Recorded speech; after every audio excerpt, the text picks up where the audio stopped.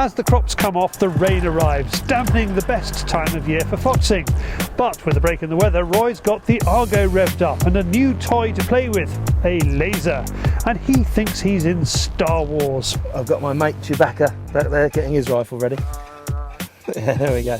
And on my rifle, I've got some very strange contraption that we haven't quite figured out how to use yet, because David turned up with it and forgot to bring any instruction manual whatsoever. It was sent to us wrapped in brown paper with a note saying, "Take it to the chosen one." So, as Andy wasn't around, we gave it to Roy. This mixed farm usually throws up a few foxes, and Roy's busiest time is around lambing.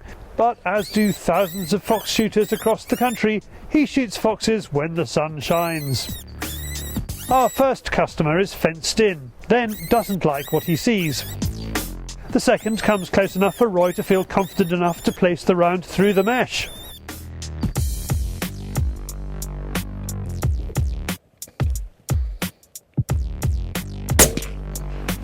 We are not sure if the green beam of the laser is supposed to offer a spot to shoot at or illuminate the target. The first one came up the fence line and came through into the field that we're in, but unfortunately where he was didn't give a safe backstop and he went running back. Then the second one came up and he was going to follow exactly the same line, so I waited for him to be right next to the fence, and luckily with the illumination I could just put the crosshairs so I know that I was shooting through the squares of the fence onto the fox, because he was that close to it, so we didn't have an issue there.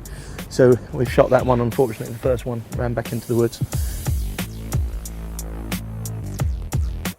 Our second fox comes from way off. It's a colourful affair, but the fox still ends up on the ground.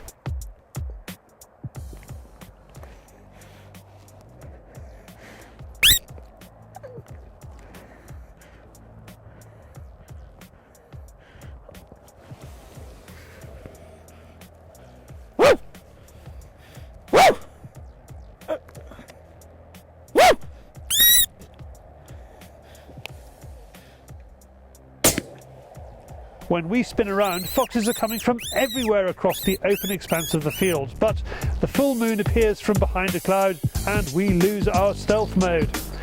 Roy also loses his night vision. The laser beam bounces right back off that last fox's eyes, and it is pretty bright.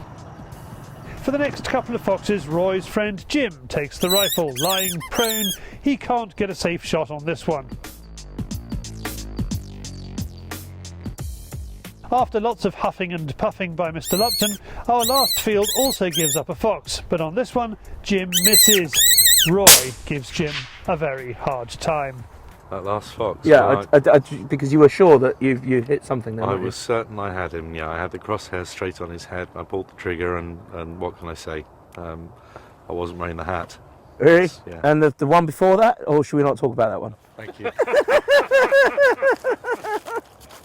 These two have known each other since school, which means Jim has plenty of ammo, not for foxes, but character assassination. While Roy finally works out the merits of the laser, Jim gives us a flash of Morton Harket. Sorry, it's a smouldering Lupton. After having it on a very high intensity sort of pencil beam, I got such a glare back from it when a fox came in close and put it on the fox's eyes. It actually glared back and I couldn't see properly. But now we've actually figured it out and we've adjusted the aperture, which is very easy to do. Using it as an illuminator for the scope, it is working really quite well. So I think we'll head back out on another evening when we haven't got quite as much moon against us. And I think we could certainly have a bit of fun with this. So, instead of beaming up Scotty, Roy feels that this laser is worth another outing. And if so, we'll find out who made it and what it costs. If anyone else has one, please let us know.